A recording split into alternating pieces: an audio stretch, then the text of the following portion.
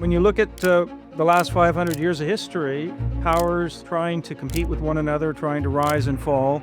Sometimes they were decided in great battles and wars, but other times it was just economic exhaustion and overstretch. We can't even make cheap, expendable drones, at the scale that would be needed just to deter. Forget about actually using them in conflict. Industrial endurance really is deterrence and is the kind of strength we need. We have to be smarter about it. We have to be more asymmetric. We have to figure out the ways to regain the advantage. It comes down to the human element. We have to make sure we invest in the human element as well as the technological. Hello and welcome to Defense Disrupted. My name is Ian Kalin, and I'm joined by a wonderful guest who I'm meeting here for the first time. Let me introduce Patrick Cronin. He is the Asia Pacific Security Chair at the Hudson Institute, and as far as I can tell, one of Washington's leading experts on Indo-Pacific strategy, U.S. alliances, and great power competition. Patrick, welcome to the podcast. Thank you so much, Ian. I'm glad to be here. I want to talk a little bit about the many leadership roles you've had to set the stage for a conversation here about great power competition, maybe some nations that seem to be competing with each other. We have a lot of experts that listen to this podcast, but also those that don't know as much. So maybe I'll set a bit of the stage for what we mean by such things. So from our great research on the great work that Patrick has done, it focuses on the strategic competition between the United States and China, aspects of regional stability, deterrence. Some of your recent work examines nuclear deterrence and escalation risks in Asia, cross-strait security around Taiwan and the South China Sea, even North Korea's nuclear program, which is recently in the news. So I'll pause there and just set the stage for the types of things that we mean by great power competition, at least with the nations involved. Maybe that could be a good starting question to set the stage for this conversation. What does it mean to be a great power in competition with each other? Well, as an undergraduate at the University of Florida, I worked with an economic historian, the late William Woodruff, and I worked on a history book with him, Struggle for World Power, 1500 to 1980. And when you look at the last 500 years of history, powers trying to compete with one another, trying to rise and fall. Sometimes they were decided in great battles and wars, but other times it was just economic exhaustion and overstretch. So it means a lot of different things that today is often boiled down now to a U.S.-China technologically oriented competition with military undergirding. It's obviously much more than that, and the world is not all about revolving on this G2 U.S.-China axis either. In fact, the problem is there's nobody really in charge of the world. It's as anarchical as ever. It's just that we happen to be maybe prima inter pares, first among equals among big powers, and China has been catching up fast and aspires to have much more influence over the global system. So great power competition, major power competition.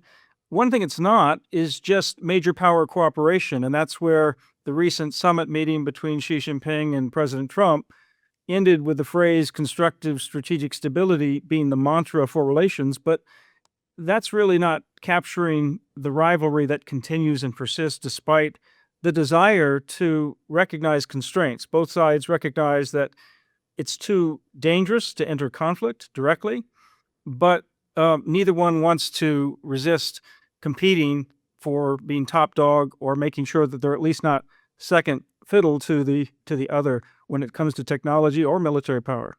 Yeah, the economic aspects of that competition is interesting. I think given that professorial foundation that you were describing, it's interesting to me because I tend to operate with an assumption that, maybe on a tactical basis, bullets may win the day, but supply chains wins the wars.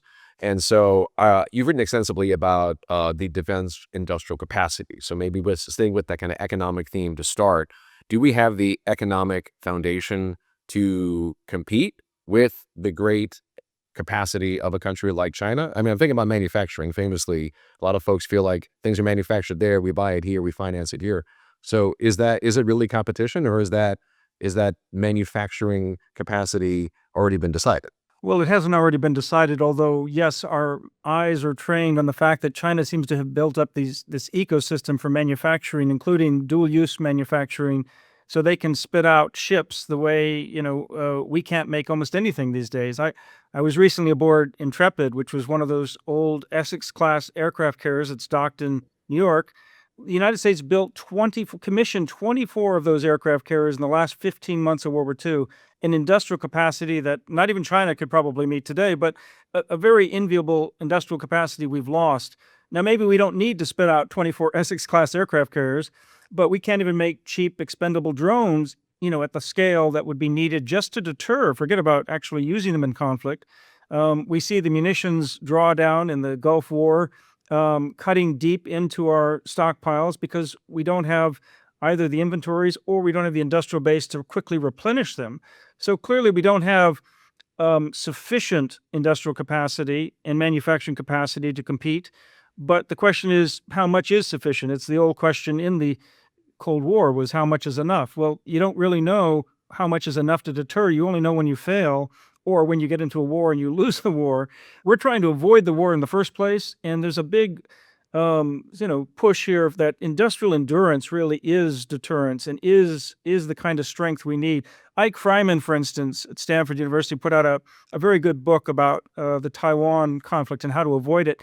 And he makes the argument in book length very well that we need an industrial capacity essentially to deter the conflict from happening across the Taiwan Strait in the first place, rather than wait for it to happen and then test our industrial capacity. There's like a stark assumption in my question and also in your response about what has already been established. It takes a long time to build up capacity. And I guess, have things been decided? I mean, to build on what you just said and answering a bit of my own question, the recent visit that the President of the United States made to China seemed to also amplify the scorecard. There's transparency into recognition of the coopetition. For example, you could have said in a Kissinger-like bombastic way, going in there, breaking open a new market, demanding certain things. Unusual, perhaps, for this president, there weren't a lot of demands. For my public sector, reading the newspaper news, it was more nuanced and talked about in terms of the aspects of business negotiations and partnership. And so I think that's, in a way, the decision. There's like, well, there is a recognition of, I don't know what to call it, but this is kind of who's strong at what and what needs to be voted on both sides. So it didn't seem like a meeting of fierce competitors. It looked like a meeting of folks that were recognizing, okay, you're good at this, I'm good at this, let's just have our separate areas and move on, almost to diffuse a level of competition versus aggravate it. Is that a fair look back from Yeah, no, Ian, you've captured it well. I mean, it's a tactical détente. The question is, how well do we use the respite, that period of of ease, tension right now? And right now, I'm watching China mostly take advantage of it. I'm watching them arrest an American academic student, in Kunming. I'm looking at them use their coercion, maritime coercion, against the Philippines and against Japan.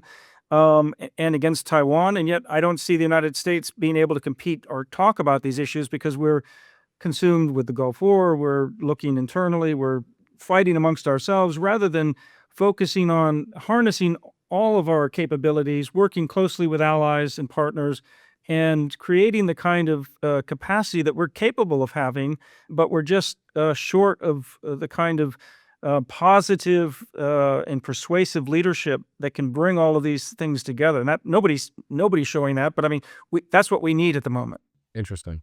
I like to test the theory with you. I had a debate of this topic with a buddy of mine who fiercely opposed what I'm about to say, but you're an expert, and we neither of us were. So I'd love to throw this question back to you. In the context of the anarchy that you described earlier, no one rules the world. Okay. There does seem to be some regional spheres of influence evolving, either because of supply chain or a return to nationalism or the economic interests where certain investments have succeeded and not. You mentioned the Philippines as an example. I would have said that that's like a new battleground state and almost Vietnam level, third-party diversions or third-nation diversions from direct conflict.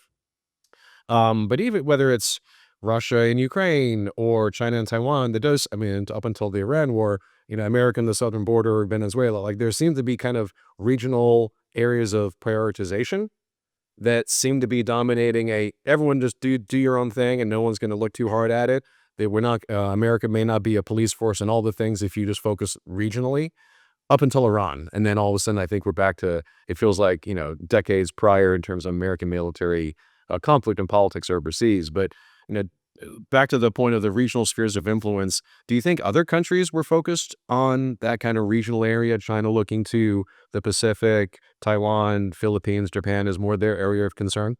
Well, historian Paul Kennedy recently reminded everybody that geography's always mattered when it comes to great power competition. And it really determines both having the proximity gives you a certain interest by definition, a certain inside advantage as well. And we certainly have, China's historically been interested in its periphery and its unity. And that means, yes, it's focused on Southeast Asia, on its entire periphery, and always has been. That goes back to the Warring States period.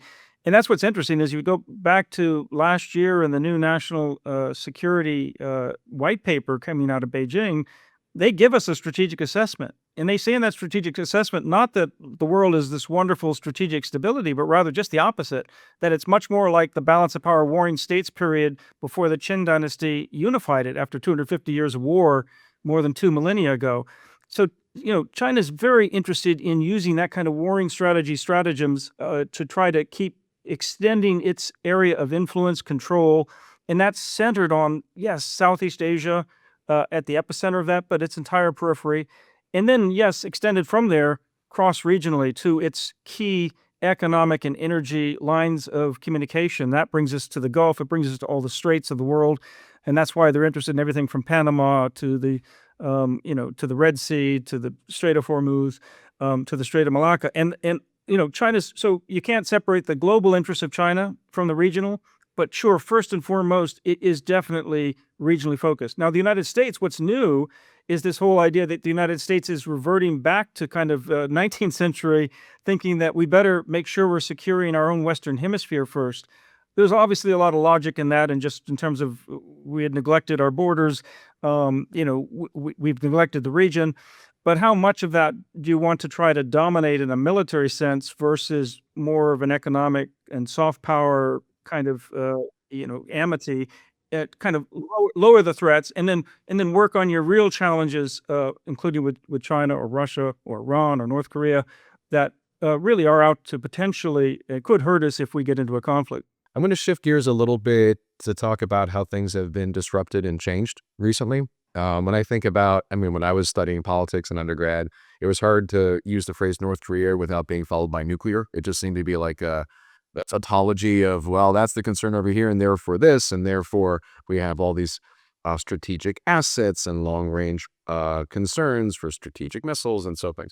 But there was just news this week. I had to read it twice because it seemed that there was some news about a alleged diversion and some leadership exaggerations, perhaps, of a drone threat between South Korea and North Korea.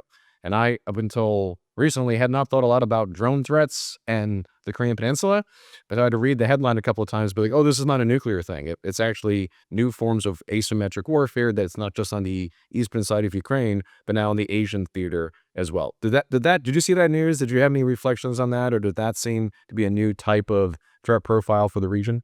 North Korea is very interested in asymmetric warfare. The nuclear weapons are part of state building that provide survival for the regime, but also build actually the industrial capacity of the state. It's been too heavily focused, in fact, on nuclear issues and on the missiles. And only recently have they started to focus on artificial intelligence. They've obviously been working on cyber security for cyber theft in their economy, their illegal economy, mostly, and also for just internal control. So as you think about drone capacity, that's something that's grown tremendously because of North Korea's participation with Russia in the war against Ukraine. They've become masters at drone warfare, the hard way. Literally, their troops were out there getting massacred by Ukrainian drones, and then they realized, hey, we need a smarter way to do this. But now they've been, with Russian largesse, able to build up their conventional munitions, including their drone production capacity. So a few years ago, the North Koreans actually flew some drones over the presidential house and into South Korea. What you've seen maybe in the news recently, unfortunately, is kind of is the political infighting within South Korea over this issue, because the Democratic Party of Korea, the Progressive Liberal Party, has taken over. And even though the executive branch didn't determine this, it was the judicial branch. They've just essentially said that the former conservative president, Yoon Suk-yeol, didn't just sort of commit, a crime by declaring martial law in December 2024, but was actually conspiring to use drones to penetrate North Korea to provoke them into action that would justify the calling of martial law. Now, outsiders can only guess whether that's real and that happened. Needless to say, highly polarized politics, and you've got a liberal government in power, so nobody's going to question it in terms of in power. And the United States is just hoping that it doesn't really disrupt the alliance. I don't think it does. I think it shows actually the current government is very strong in Seoul, and we just have to grin and bear it. That's their domestic politics. That's their legal system.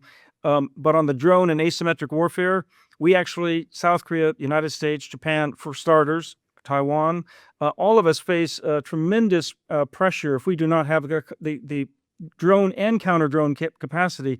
The United States has built mostly the high end of the drone business. We were the leading edge nationally, but we see that the asymmetric advantage is this cheaper, attritable, or expendable drone capacity. And then if you can combine it with AI to create swarming, you could create a whole new kind of asymmetric threat. And that's what North Korea is working on. That's what China, Russia is working on. And we need to be working on both the offense and the defense in that as well. I wonder and fear how much asymmetric is the new normal. As much as we've learned the lessons of Ukraine, perhaps it was observed that it's World War III and World War I at the same time, trench warfare with AI and all the other battlegrounds.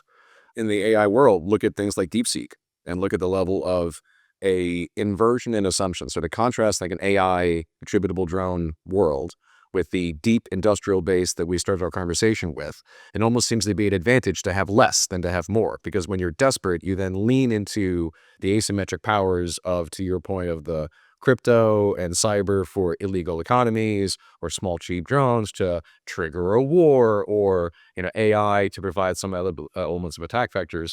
That it seems like there's a different recipe for success. Do you see my contrast? Like there's the old-fashioned way, we can't build ships faster, says the president, and recent new leadership is working on that in the United States. All right, we're doing that. But then lo and behold, if you have less with cheaper drones, maybe you're better off at being able to provide new levels of threat. So it seems it's counterintuitive for me to think through who's equipped for success. And you've been studying this for years, but what do you think of that framing? Well, I wouldn't want to get in a knife fight with a North Korean, infantryman. But on the other hand, we probably have the air power to take them out if we had to. So there are advantages and disadvantages on both sides of this. The United States, though, can no longer afford just to rely on sort of superior numbers, especially with a country like China, which now has the numbers. We have to be smarter about it. We have to be more asymmetric. We have to figure out the ways. I mean, war has always been asymmetric. You're looking for the other's vulnerabilities. But what we're talking about today are things like what Tufts University is just reporting about. We're maybe in an era of forever wars, because I heard the director go back to the Star Trek episode about about Armageddon being basically machine run. It just keeps running and they keep simulating what's happening. And I think that's what we've seen with the IRGC, Iran, and the Gulf, that even with very limited capacity to really produce power projection, they can still take out advanced oil industry in the Gulf countries. They can hit a helicopter.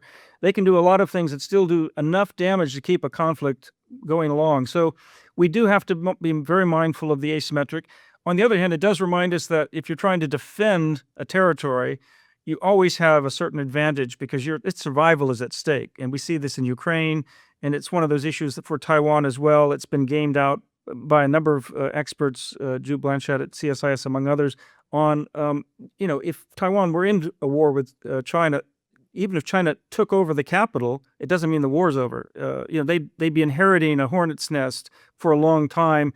And as we saw with American occupation of Iraq, or Afghanistan, it turns out, boots on the ground are not very popular over time, especially in a democracy.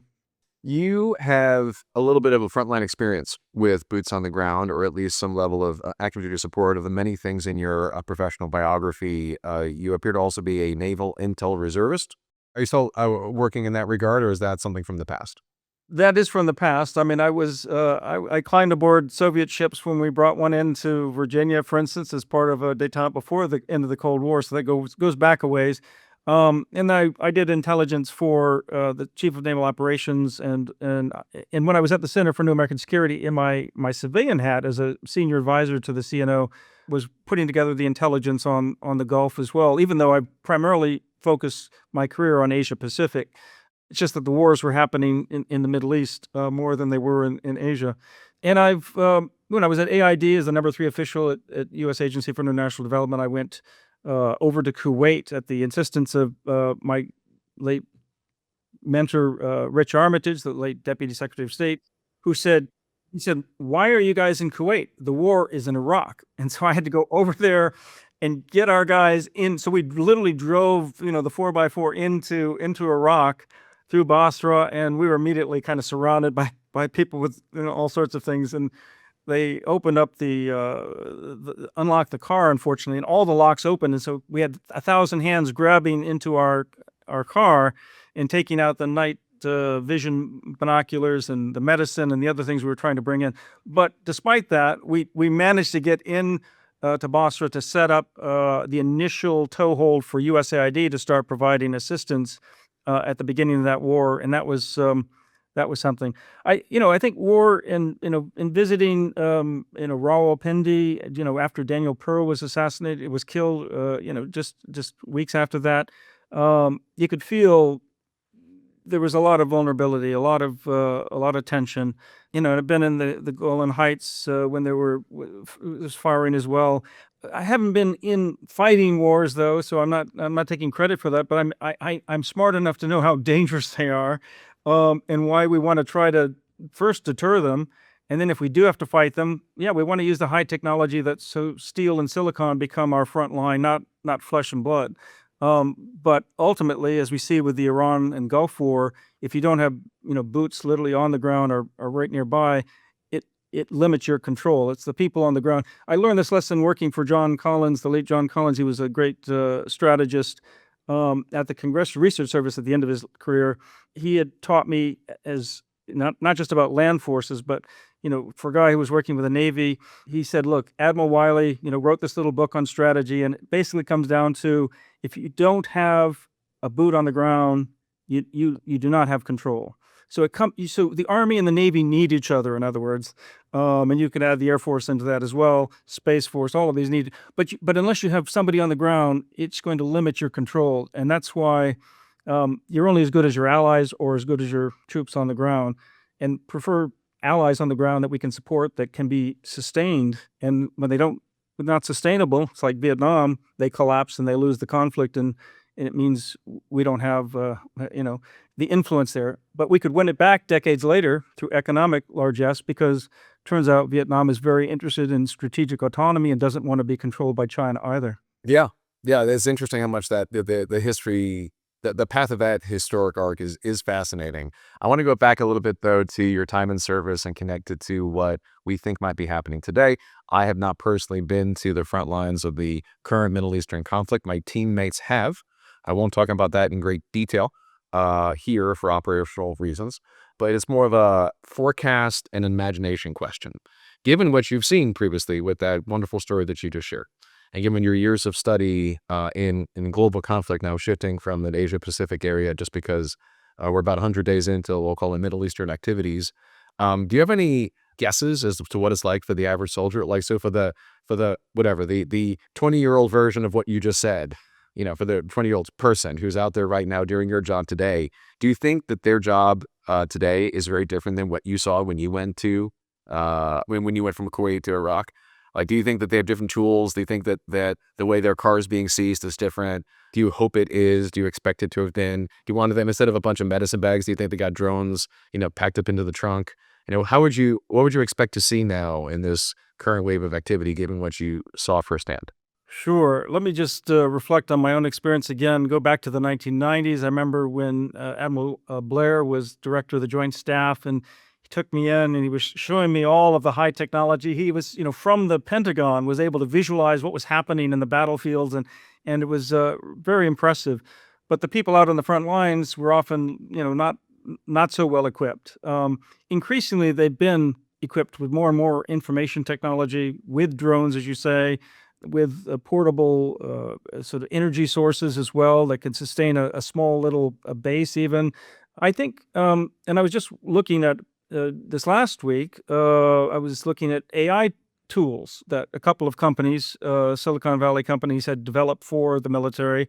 I won't go into details or branding, but I was extraordinarily impressed at the AI-enabled integration of data. I mean, it's overwhelming.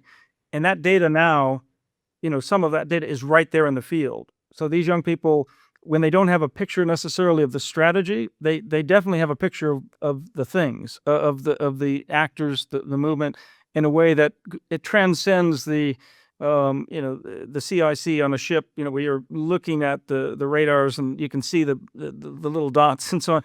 This is far more sophisticated, and this is just everything. It's having a brain, basically, assuming you've got connectivity, assuming you have, it doesn't shut down or it's not disrupted by an adversary. And they've got built-in security for that as well. So yeah, they definitely have more tools. We used to talk about the strategic corporal coming into play, decades ago.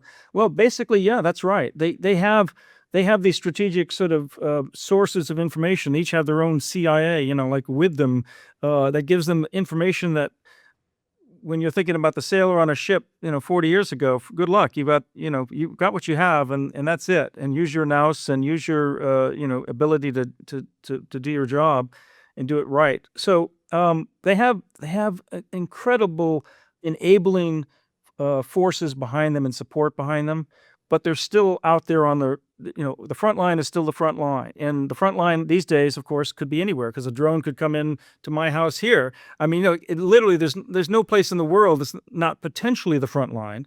But obviously, if you're talking about current Gulf, operations, it's much more dangerous when you're near the Strait of Hormuz, for instance, than you are here in Washington, D.C. I'm scared by your statement about everywhere could be the front line. I believe it, but the way you're framing it is interesting. And maybe the way to connect it back to some of your work and research is to frame perhaps a close to final question here on a rules-based international order. So there used to be a body of evidence and work to show the geopolitics, or not geopolitics, the map matters. What's the difference between a guy with a gun and a soldier? Well, where are they located, and are the rules governing that conflict? If the combat takes place on a battlefield, that's often with you can project a level of rules-based assumptions for what would happen. But when the battlefield is everywhere, whether with bullets or drones or economic disruption, there's really almost like framing the context as I'm asking the question about the history of terrorism. It's not the soldiers and the 1800s of the British with the musket and the asymmetric revolutionary. I feel like even that's being rewritten in terms of warfare could be everywhere, because front lines could be everywhere. So how does any rule-based order exist when such geopolitical conflict is not just ubiquitous, but also varied in its severity? How about just a little bit of privacy intrusion through a mobile app? How about just a little bit of monitoring of passwords by a nation state? How about just a little bit of, it's not a weapon drone, it's just a small little, tiny little hobby drone flying over the DMZ between North Korea and South Korea. Like, those smaller provocations seem to challenge the assumption that a blockade means a war, or that, you've completely seized Taiwan. And what if it's just a little bit, right? And so I think there's a kind of a severity level and a positional threat to the assumptions of where the rules apply. So a very complex question. I'm obviously clearly I'm processing it as I'm asking it out loud. But do you see what I'm trying to ask here? It just feels like the rules don't apply in the same way they used to. So how does anyone study it and apply it? It's a great question, and there's no easy answer to that. I mean, except to say that, one, the rules were never so clear. The rules become clear sort of after a conflict, when people have an interest in building institutions and ascribing rules. When you're in the midst of a rivalry and you're interested in your midst of conflicts, much harder to sort of establish those rules. And when the main supporter of the post-World War II order sort of steps aside and says, we no longer are responsible for all of these things, but we're not going to clarify what we're not responsible for, or what we are responsible for. We're just going to keep it ambiguous. Yeah, there's a lot of uncertainty. But just because there's uncertainty doesn't mean there aren't rules. It's just that we don't know what they are until they're maybe tested, and that's why we see probing by North Korea or China or Iran or Russia. They're looking. What are the rules? How far could we go on? Could we take over Scarborough Shoal in the South China Sea, or is that too far? America, give us a signal. Oh, that is too far. So that's important. I think another answer to this is that the technology is still democratizing a lot of threats, and that is a growing new feature of the 21st century. And that means that, and while it's happened with the AK-47s or dynamite, in centuries past for anarchists, this time it's truly global. And so you have, I was at a recent conference looking at how AI is enabling platforms for terrorism and extremists. And the same things could be used by Kim Jong-un. And it's everything from agentic smurfing, so that just think of stealing $10 a billion times, or if it's maybe it's radicalization through a chatbot. That's coming, right? With these deep fakes, that's one of those things. But that's at the lower end, if you will. Although, if you think about bioterror, a terror group, if you go back to Shimrikyo in Japan, if they had had access to this kind of AI-enabled technology, they really could have massacred a lot of people on that subway. A horrible thought. And so even the lower end threats are becoming more lethal, but put them in the hands of a state and they become far more lethal. That's why maybe, Xi Jinping and Donald Trump, when they meet at a summit, there's some sobriety there, right? They actually understand they have a lot of power, and they know there's a certain responsibility not to engage in a level of competition that leads to conflict, but they both still want to compete. And their structures, both the CCP and American society and industry, we're not going to give up. We want to compete, but we want to compete in a way that we can not lose, and war would be lost on all sides. So, but we have to at the same time not think that, hey, they've bought into new rules and we're all going to get along and it's not going to be competitive. It's still going to be competitive. It's just that we're going to have to do it in ways that are still bounded. So yes, that's a bad way of maybe answering your question. That was much better answer than my question to start with, actually. And I like a lot the analogy or the historical relevance of TNT and AK-47s and the diffusion of disruptive technologies. There's new types of tools now with AI and autonomous systems that are being diffusing and then creating new front lines to combat and threats. It's compelling. It is, while not new in a way, there's a new version of that character of warfare that I do see reflected globally in different places. The other part that I think is interesting, just as an honest reflection, is the point about while the rules are messy, a lot more of them after the fact. I'm paraphrasing something you said better. And that's interesting to me now because of the evolving complexity of let's go with AI as maybe the final topic of discussion here. A new AI executive order coming out from the White House. Anthropic did release that big model that scared the hell out of everybody. And it's voluntary in nature, but even our own nation is trying to figure out the rules of what's good and what's bad. Now, there are policies often cited for things like the execution of autonomous weapon systems, but you mentioned earlier this drone swarm concept. And so I want to dig into that a little bit and hear your perspective on this topic, which I'm studying myself. I've learned, I found a few of the references. I found the policy directives. I've seen, historic examples. As a Navy example, the CWIS weapon system. It has triggered events by which a human can direct a system under a certain weapon posture to shoot something down if certain conditions are met. You could call that autonomous, but it's human-directed autonomous action. So I guess a quick example of it, to speak Navy for a second, in terms of some of the elements of this topic being analyzed before this question. The point of all this is, where do you see, if you were to forecast an unfair prediction question, where do you see the rules settling on the ethical and effective use of AI in battlefields? Do you think that the decisions like, as long as there's human in the loop, we're good, and if other countries don't do that, that's their problem, we're still on the side of rights? Do you see it being more human-directed, and then triggering systems when conditions can be trusted and employed? How do you see that future evolving for the AI deployment in frontline battlefields? Well, officials in the countries that are on the leading edge of these technologies, and granted, these technologies are mostly being innovated inside companies, so there are other actors with other interests here. But at the same time, the officials in the countries have different interests for trying to keep the human in the loop. The Chinese, for instance, are adamant that there has to be a human in the loop, And it's not because they care about the ethics of AI so much as they care about the establishment of the party, the survival of the party. They want party control over the military. The military, the PLA, is supposed to be absolutely subordinate to Xi Jinping. And that's why he's purged so many generals. He wants that loyalty, wants that fidelity. And so there have been a lot of writing in the Chinese press, in journals in recent months in particular, about AI must be controlled. From the United States, it's less from the military, it's more from the civil sector and from the technological sector saying we have to have safeguards. So my wife runs a great program at Carnegie Mellon University, for on Institute for Strategy and Technology. It's trying to look between what I do in terms of strategy with what they do in terms of engineering and science at Carnegie Mellon. And that comes down to ethical safeguards and to understanding the implications of these things. When I listened to a former AlphaGo master in Korea who lost, he said he was the first person unemployed by AI because he lost that famous DeepMind competition in 2016 to a robot, basically to AI. He said we all have to become leaders now, basically. So that's our task. So we have to all be in a position. Whoever's using the systems we have now at play, we have that responsibility, because we ultimately are going to be in charge of the technology. The technology will not be allowed to just run amok. But it doesn't mean at times it's not going to overshoot. So that CWIS system, right now it's set for close range. But what happens if the range is much longer, and suddenly you're back to the Gulf, the Iran-Iraq War, when we shot down a civilian plane because the Aegis cruiser was just too trigger. You couldn't wait to the last second. You had to shoot. You couldn't find out. So there are going to be times when the AI is too precise, right? Too capable, but it's still human controlled.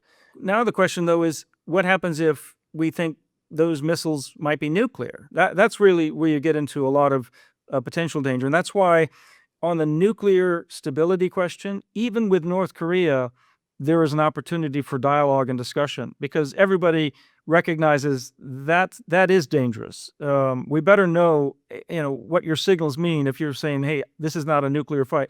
And that's difficult because right now North Korea is mostly trying to demonstrate to the world that it's a permanent nuclear weapon state, and that Kim Jong-un has complete absolute control now by the Constitution.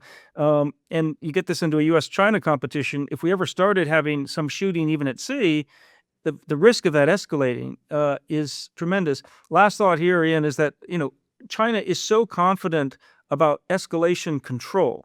It's part of their doctrine, part of their military doctrine, that they have to have it. It goes back to the party, right? The party has to be dominant over the military, and the military has to be able to control the level of escalation. There's the false sense of security, potentially, in China's military, that they'll be able to control the escalation. And for the United States or allies, the only way maybe to regain the advantage, the upper hand, is to escalate. So you could see how this could lead into, separate from AI, but AI will now be enabling all these systems because China's trying to build the intelligentization of its military, which basically means essentially AI-enabled everything and connected, and so are we. So there are real dangers in this. Key officials, key military officers are well aware of it. The innovators have to innovate, so they can't really put the brakes on the innovation part of it. But as we apply these in the field and in the system overall, we better have people well educated about the risks and understand this. And simulations and education, it comes down to the human element. We have to make sure we invest in the human element as well as the technological. Brilliant.